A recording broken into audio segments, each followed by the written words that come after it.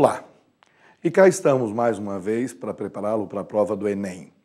A prova do Enem, que tem se tornado referência nos últimos anos, parece não trabalhar fenômenos linguísticos, mas apenas parece.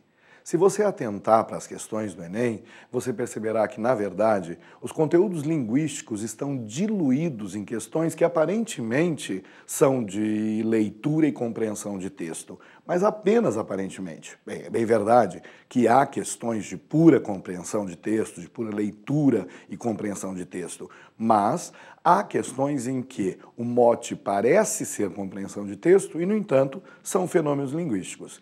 E quando se fala em fenômenos linguísticos, se há um que apavora os alunos de um modo geral, esse fenômeno é o verbo. O verbo, por que apavora tanto os estudantes brasileiros? Por uma questão muitíssimo simples. Na verdade, você nunca pensou sobre verbo. Você nunca estudou realmente verbos. Sabe o que acontecia nas suas aulas do ensino fundamental e em algumas do ensino médio? Você apenas papagaiava verbos. E o que é que eu chamo de papagaiar verbo? Papagaiar verbo significa a professora pedir, por exemplo, o pretérito imperfeito do indicativo do verbo sonhar. E você? Hã? Mas aí ela era boazinha e dizia a primeira pessoa, eu sonhava. Claro que aí, movido pela primeira pessoa, você sabia papagaiar as outras. Tu sonhavas, ele sonhava, nós sonhávamos, vós sonháveis. E olha que nos sonháveis, às vezes você ainda empacava. E eles sonhavam. Nós papagaiávamos verbos sem pensar o que é que estávamos dizendo. Não sabíamos o que era pretérito, o que era imperfeito e muito menos o que era indicativo. Então vamos começar a pensar sobre verbos. E para isso, vamos começar com modos verbais. O que é modo verbal? Modo, como o próprio nome sugere, é a maneira como você encara o verbo que você diz. O modo verbal pode exprimir, na verdade, certeza, ou incerteza, ou ordem. Pode exprimir concretude, realidade, por um lado, por outro lado, incerteza, probabilidade, e por outro lado ainda, uma terceira possibilidade, é efetivamente a ordem, o pedido, a súplica, o rogo, o tal do modo imperativo. Mas este vai ficar para outra ocasião. Hoje nós vamos tratar dos modos indicativo e subjuntivo. Como eu disse, o modo indicativo é o modo da certeza, é o modo da concretude. Assim, vejamos. Não acredito que ao depor ele diz a verdade. Não acredito que. Se é simplesmente não acredito que, o diz mostraria certeza, concretude, realidade, fato. Mas quando eu digo não acredito que, eu não estou expondo uma certeza, não estou expondo um fato. Eu estou expondo, na verdade, uma opinião. Sendo assim, vejamos. Não acredito que ao depor ele diz a verdade, traz uma inadequação. Porque se o diz só pode ser usado em casos de certeza, de concretude, de realidade, na verdade nós teremos que ter uma outra possibilidade. Ou seja, não acredito que ao depor ele diga a verdade. O diga, obviamente, neste caso, é muito mais aplicável, porque o não acredito que não nos dá certeza, nos dá apenas probabilidade. Vejamos isso de novo com outra possibilidade. Vejamos. Não acredito que ao depor ele disse a verdade. Repare você que mudou o tempo verbal. Passamos de presente a passado.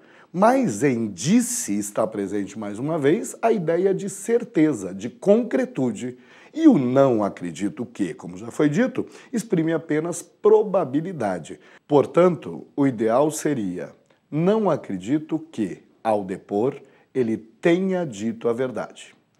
Assim, verifique sempre que concretude, realidade, se mostra com modo indicativo, ao passo que incerteza, possibilidade, probabilidade se mostra pelo modo subjuntivo. E, na verdade, essa questão pode não parecer importante, mas é de suma importância no mundo contemporâneo. Afinal, no mundo contemporâneo, mais que nunca, é necessário saber a diferença entre fato e opinião. Também por meio dos modos verbais, é possível saber quando o emissor de uma comunicação efetivamente nos dá um fato ou nos oferece apenas uma opinião. O fato se transmite pelo modo indicativo, enquanto a opinião ela é mostrada efetivamente pelo modo subjuntivo. Cá para nós, quando se trata, por exemplo, de política, meu amigo, obviamente é importante saber distinguir fato e opinião. Então, ficou claro para você. O modo indicativo exprime certeza, o modo subjuntivo, incerteza. Mas isso apresenta certas nuances não tão simples assim. Portanto, revejamos com um outro exercício. Acompanhe aí na tela. Observe só. Quanto ao valor dos modos verbais e seu emprego, os verbos estão corretamente empregados apenas em uma das frases seguintes. Letra A. No cerne de nossas heranças culturais se encontram os idiomas que as transmitem de geração em geração e que assegurem a pluralidade de civilizações. No cerne de nossas heranças culturais se encontram os idiomas. Os idiomas é fato certo, é certeza, é concretude do fato, que as transmitem, fato certo, de geração em geração, e que assegurem é probabilidade, é possibilidade. Portanto, o ideal será: no cerne de nossas heranças culturais se encontram os idiomas que as transmitem de geração em geração e que asseguram a pluralidade de civilizações. Agora sim, estamos diante de fatos. Vejamos a letra B. Se há episódios traumáticos em nosso passado, não poderemos avançar a não ser que os encaramos. A não ser que. A não ser que nos dá a ideia de probabilidade. Portanto, o ideal seria: se há episódios traumáticos em nosso passado, não poderemos avançar a não ser que os encaremos. A não ser que os encaremos. Probabilidade, possibilidade. Vejamos ainda a letra C. Estresse e ambiente hostil são apenas alguns dos fatores que possam desencadear uma explosão de fúria. Estresse e ambiente hostil são fato. São apenas alguns dos fatores que podem, não possam, que podem desencadear uma explosão de fúria. Portanto, estava também inadequada a letra C. Vejamos ainda a letra D. A exigência interdisciplinar impõe a cada especialista que ele transcenda a sua própria especialidade e que tome consciência dos seus próprios limites. A exigência interdisciplinar impõe a cada especialista que não é fato, não é obrigatório, ele pode transcender e, portanto, impõe a cada especialista que ele transcenda, modo subjuntivo, sua própria especialidade e que tome consciência dos seus próprios limites. Fato seria transcender, tomar. Portanto, aqui transcenda e tome, efetivamente, está adequada ao emprego do modo subjuntivo neste caso. E, portanto, essa é a alternativa a ser assinalada. Vamos ainda eliminar a letra E? A letra E diz: o que talvez hoje possa vir a tornar-se uma técnica para prorrogar a vida, sem dúvida amanhã possa vir a tornar-se uma ameaça. O ideal seria: o que talvez hoje pode vir a tornar-se uma técnica para prorrogar a vida, sem dúvida amanhã pode vir a tornar-se uma ameaça. Então, é isso. Você efetivamente compreendeu. O modo indicativo exprime certeza, realidade, concretude da ação, ao passo que o modo subjuntivo exprime incerteza, probabilidade. Ok? Verbos. Modos vencidos. E agora vamos tratar, então, dos tempos verbais, que eram, na verdade, a sua grande dificuldade quando criança ou quando adolescente, ok? Mas digamos que essas dificuldades podem diminuir ou, quiçá, desaparecer de vez. Tempo, é óbvio, o conceito está na própria palavra. Só que, efetivamente, na gramática da língua portuguesa, na gramática normativa, nós, na verdade, temos mais tempos do que em realidade. Em realidade, existem apenas 3 tempos, presente, passado e futuro, e eles são compreensíveis. Mas, na organização linguística da língua portuguesa, nós temos mais circunstâncias do que essas determinadas pela realidade, ok? E isso é o que nos dificulta, a nomenclatura dos tempos verbais. E para tratar desse assunto, nós vamos ter aqui o auxílio luxuoso de 2 quadrinistas que estão bombando, como dizem vocês, na mídia internacional. São Fábio Moon e Gabriel Bá, conhecidos como os gêmeos de São Paulo. Não confundir com os gêmeos das artes plásticas, do grafite. Estes gêmeos são do cartoon. Eles desenham na Folha de São Paulo uma vez por semana e fazem quadrinhos muito interessantes. Então vamos a esses quadrinhos modernos. Vejam, só nos encontrávamos em praças. Para nós, São Paulo tinha cheiro de grama molhada e gosto de piquenique. E repare na modernidade do desenho. Segue. Conversávamos todos os dias e nossas conversas eram interrompidas não pelas buzinas, pelas constantes britadeiras das intermináveis obras da prefeitura ou mesmo pela gritaria mal-humorada da gente metropolitana.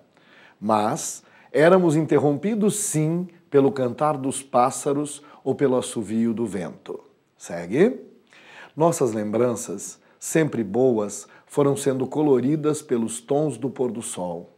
Alheios ao trânsito e ao caos urbano, vivíamos um romance do tempo de nossos avós. Segue. Num dia de chuva, ao pé de uma árvore, veio a surpresa.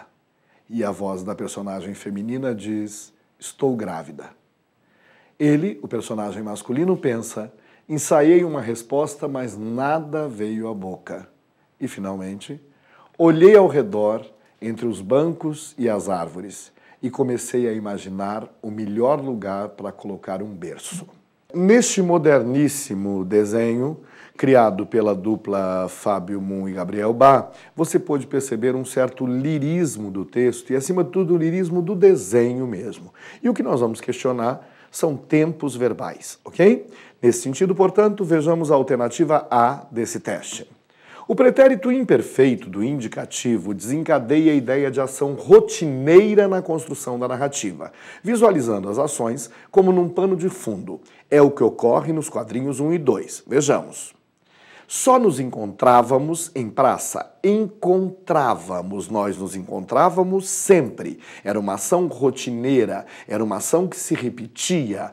Só nos encontrávamos em praças. Para nós, São Paulo tinha cheiro de grama molhada e gosto de piquenique. Tinha ação passada e continuada, mas conversávamos todos os dias, conversávamos ação passada, e nossas conversas eram interrompidas, ação passada e continuada, não pelas buzinas, pelas constantes britadeiras das intermináveis obras da prefeitura, ou mesmo pela gritaria mal-humorada da gente metropolitana, mas sim pelo cantar dos pássaros ou pelo assovio do vento. E assim sendo, você pode perceber que, neste caso, as ações descritas na narrativa são ações de um passado continuado. Pretérito, passado. Imperfeito, que continua, que tem solução de duração no tempo, que tem solução de continuidade.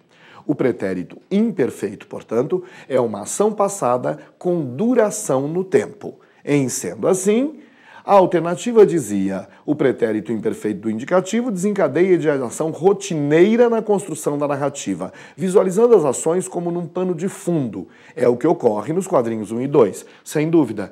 É como se fosse cenário, é como se fosse aquilo que dura no tempo para que as ações momentâneas efetivamente possam ocorrer na narrativa.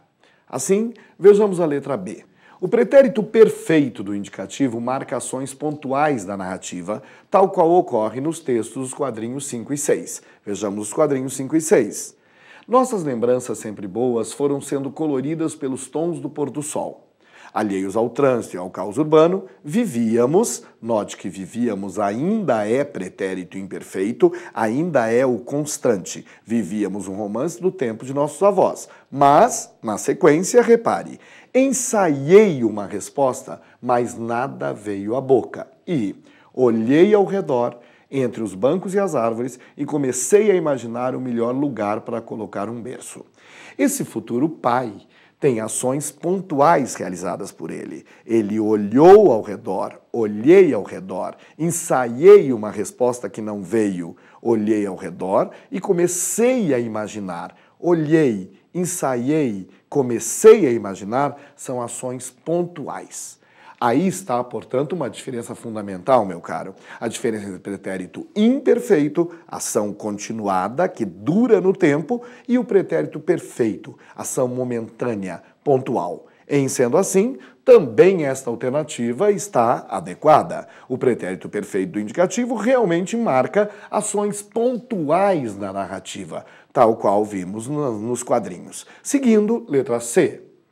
No segmento, conversávamos todos os dias, o caráter repetitivo, rotineiro, frequente da ação vem reforçado pelo uso da expressão circunstancial, adverbial, todos os dias. Vejamos no quadrinho. Conversávamos todos os dias, sem mais delongas. Conversávamos, a ação passada e continuada, é reforçada pela expressão circunstancial, pelo adjunto adverbial, pela locução adverbial, todos os dias. De sorte que a alternativa é adequada, ok? Letra D. Vejamos lá. O primeiro texto do quadrinho 3 poderia corresponder a: os tons do pôr do sol foram colorindo nossas lembranças. Essa operação corresponde à passagem da voz passiva para a voz ativa. Vejamos no quadrinho.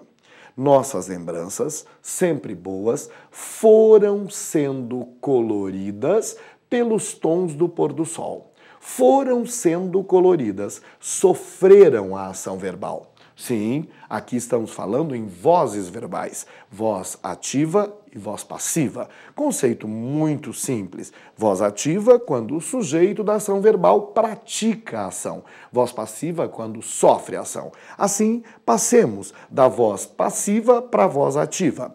Nossas lembranças foram sendo coloridas pelos tons do pôr do sol. Os tons do pôr do sol foram colorindo nossas lembranças. De sorte que a alternativa D está também adequada e corresponde, portanto, a vozes verbais. Vejamos a última alternativa, a letra E. Na passagem, comecei a imaginar o melhor lugar para colocar um berço, há verbo no futuro do presente do indicativo, que demonstra uma ação futura, ou seja, uma ação que só se realizará no porvir.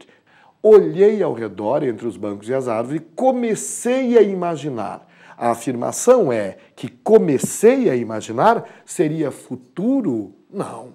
Comecei a imaginar, ainda que dê conta de algo que acontecerá no futuro, a imaginação total e a efetivação de um lugar onde na praça possa ser colocado o berço do filho destes amantes paulistanos tão românticos, na verdade, o que se tem aí não é um verbo no futuro. Claro, comecei a imaginar significa, portanto, uma ação, mais uma vez, passada e pontual. Portanto, trata-se do pretérito perfeito do indicativo e não do futuro do presente, como dizia a alternativa E. De sorte que a alternativa E, portanto, está inadequada. Marquemo-la como inadequada. Tempos verbais. Quando se pensam os tempos verbais, eles se tornam muito mais simples do que quando naquele tempo papagaiávamos verbos, ok? Pensar, refletir sobre o valor dos verbos. É mais fácil quando se lê com cuidado e quando se lê em coisas boas, como, por exemplo, esses gêmeos quadrinistas paulistanos já premiados no mundo inteiro. E agora vamos tratar dos malfadados verbos irregulares do português. A bem da verdade, todos nós desde crianças memorizamos bem o modelo regular dos verbos. Aliás, coisa que nós fazemos com maestria quando somos crianças, às vezes, inclusive, transformando verbos irregulares em verbos regulares. Mas já vamos falar disso. Por ora, vamos fazer aqui uma proposição de um exercício que foi veiculado em exames anteriores. Veja você o que é que o exercício propõe.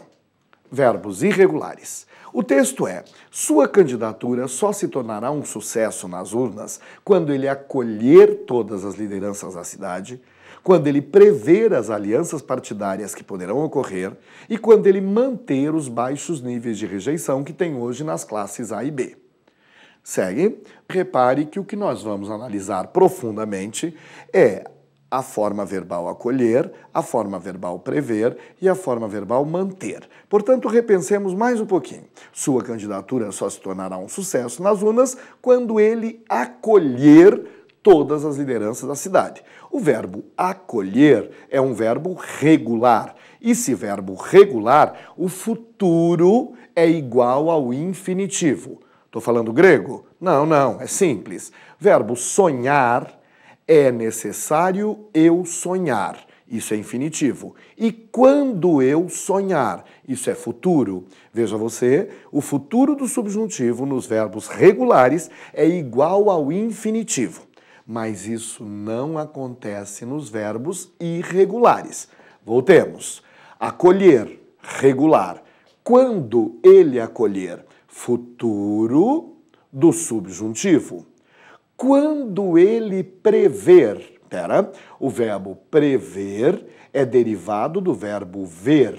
E aí entra em questão uma outra problemática típica da língua portuguesa. Os verbos derivados devem ser conjugados da mesma forma que os verbos primitivos. Então nós devemos pensar aqui no verbo prever, derivado do verbo ver.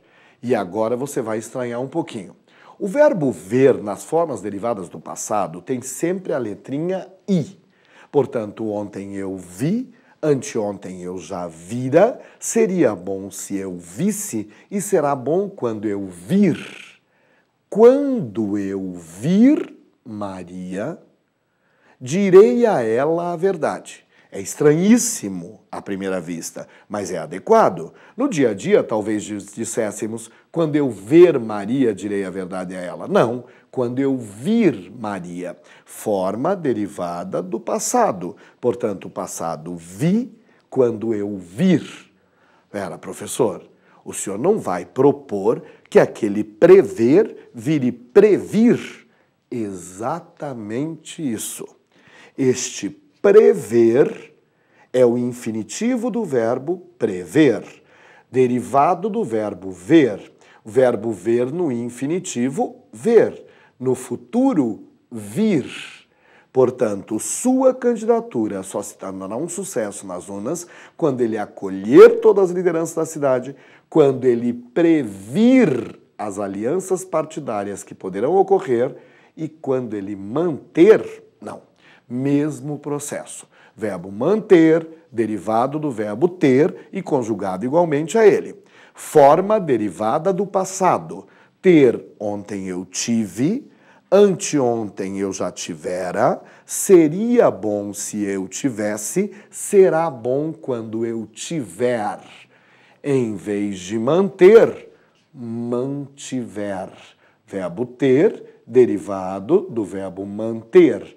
Penso apenas no verbo primitivo. Ter, forma derivada do passado, tive, tivera, tivesse, tiver. Portanto, muda a tela para nós. Sua candidatura só se tornará um sucesso nas urnas quando ele acolher todas as lideranças da cidade, quando ele previr as alianças partidárias que poderão ocorrer e quando ele mantiver os baixos níveis de rejeição que tem hoje nas classes A e B. Eu sei que isso não é fácil. À primeira vista é realmente complexo, mas aqui entra em jogo uma promessa que você tem que fazer a si mesmo. Sempre que aparecer um verbo derivado que lhe pareça complexo, pense num verbo primitivo. E mais, você verá que muitas vezes essa forma do verbo derivado pode ser esquecida em prol apenas do verbo primitivo. Você prometeu pensar apenas no verbo primitivo. E é muito mais fácil pensar só sobre ele. Ver, vi, vira, visse, quando eu vir. Ter, tive, tivera, tivesse, tiver, quando eu mantiver. Ok? Vamos continuar falando do mesmo assunto, pensando também em por que esses erros acontecem. Por que no português oral, muitas vezes nós divergimos daquilo que é recomendado pela norma culta? É, na verdade, a explicação muito mais simples do que parece. O problema é que nós tendemos ao modelo de regularidade. Nas nossas cabeças está arraigado o modelo da regularidade. E não pense que isso acontece só com as crianças. Com as crianças é mais perceptível. Eu sabo, em vez de eu sei. Ele fazeu em vez de ele fez, ou até eu trazi, mãe, eu trazi os brinquedos de lá da sala para o quarto, eu trazi. O modelo regular está muito forte na criança e, portanto, ela não diz eu trouxe, ou eu sei, ou eu fiz. Eu fazi, eu trazi, ele trazeu. O mesmo que acontece com as crianças, no entanto, meus caros, acontece também com nós adultos. Sim, o modelo regular está muito forte aqui. Então, mesmo nós, bem escolarizados, no momento de distração no português oral e cotidiano, poderíamos dizer: eu me manti calado. Para tudo, manti. Trata-se do verbo manter, derivado do verbo ter. O verbo ter, nessa forma de passado, é tive. Portanto, eu me mantive. Detalhe, a mesma pessoa que jamais escreveria isso é capaz, sim, de dizer formas verbais tais como manti, manteu, deti, deteu, compôs-se e outras tantas. Por quê? Porque o modelo regular está definitivamente arraigado na nossa cabeça. Há momentos, no entanto, em que vamos ter que fugir deste modelo regular. Vejamos mais uma proposta de exercício na qual você vai entender perfeitamente essa questão. No texto seguinte, encontra-se uma forma que é inadequada em certos contextos formais. Obviamente, o enunciado nos deixa claro que estamos tratando de um português de situações formais, ou seja, um português mais aproximado à norma, especialmente na escrita. Trombada. Veja, Lula e Meneghelli divergem sobre o pacto. Concordam em negociar, mas Lula só aprova um acordo se o governo retirar a medida provisória dos salários, suspender os vetos à lei da Previdência e repor perdas salariais. Vamos repensar? Negociar, verbo regular. Portanto, o futuro é igual ao infinitivo. Retirar, derivado do verbo tirar, regular, sem problemas. Suspender, regular, sem problemas. Repor, irregular. Quando aparecer o verbo repor, você prometeu pensar no verbo primitivo. Pense, portanto, no verbo pôr. E, em seguida, pense nas formas derivadas do passado. Passado, verbo pôr. Ontem eu pus. Anteontem eu já pusera. Seria bom se eu pusesse. Será bom quando eu puser. Será bom quando eu puser. Obedecendo a promessa, o verbo repor é derivado do verbo pôr. Portanto, mostremos a adequação, já que o texto da Folha de São Paulo teria sido inadequado. Vejamos? Identifique essa forma e reescreva o trecho em que ocorre, de modo a adequá-lo à modalidade escrita. Claro, não é repor, e sim quando ele... Lula e Meneghelli divergem sobre o pacto, concordam em negociar, mas Lula só aprova um acordo se o governo retirar a medida provisória, suspender os vetos e repor, não, e repuser perdas salariais. Vejamos, repuser perdas salariais. Veja, este é um verbo irregular. Os outros são regulares. Então, vejam, nós detectamos a inadequação ao português formal. Nós detectamos a inadequação e a corrigimos, mas é comum que os testes contemporâneos de língua portuguesa tragam uma segunda indagação. Qual seria? Como se poderia explicar a ocorrência de tal forma e outras semelhantes, dado que os falantes não inventam formas linguísticas sem nenhuma motivação? Nós já falamos dessa motivação. Trata-se do que eu questionei há pouco. O modelo regular está plenamente arraigado em nossas cabeças.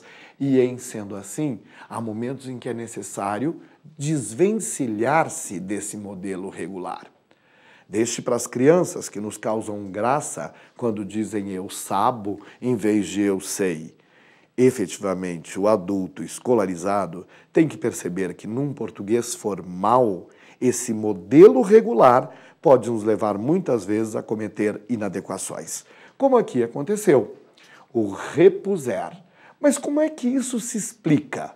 Vejamos. O modelo dos verbos regulares está muito presente e, além disso, havia entre o verbo manter e o verbo suspender uma proximidade que era, portanto, passível de nos levar ao erro com relação ao último verbo da proposta, ok? Portanto, para uma prova contemporânea, não basta, como no passado, que você apenas detecte inadequações e as conserte. Mais que nunca, é necessário repensar a língua, buscando as razões pelas quais pessoas escolarizadas ou até mesmo não escolarizadas cometem inadequações com relação ao português formal. Veja, como se disse no enunciado, sempre há uma justificativa para a inadequação. E nesse caso dos verbos irregulares, sem dúvida a justificativa mais forte, mais presente, é o fato de que o modelo dos verbos regulares é muito forte em nossas memórias e na nossa prática linguística. Momentos há, no entanto, em que devemos desvencilhar-nos do modelo regular e pensar nos verbos irregulares, levando em consideração sempre a tal da promessa, verbos derivados são conjugados da mesma forma que verbos primitivos. Portanto, cuidadíssimo com verbos derivados de ter, de pôr, de vir e de ver. Eles têm cheiro de boas provas de língua portuguesa. E agora que você efetivamente já domina modos verbais, tempos verbais e verbos irregulares, apenas lembre-se de ler carinhosa e cuidadosamente a questão, porque mesmo os fenômenos linguísticos poderão estar travestidos de questões que aparentemente são apenas de leitura e compreensão de texto. Não. Os fenômenos linguísticos vão estar diluídos na sua prova do Enem e um bom leitor sai na frente e chega na frente. Sucesso para você!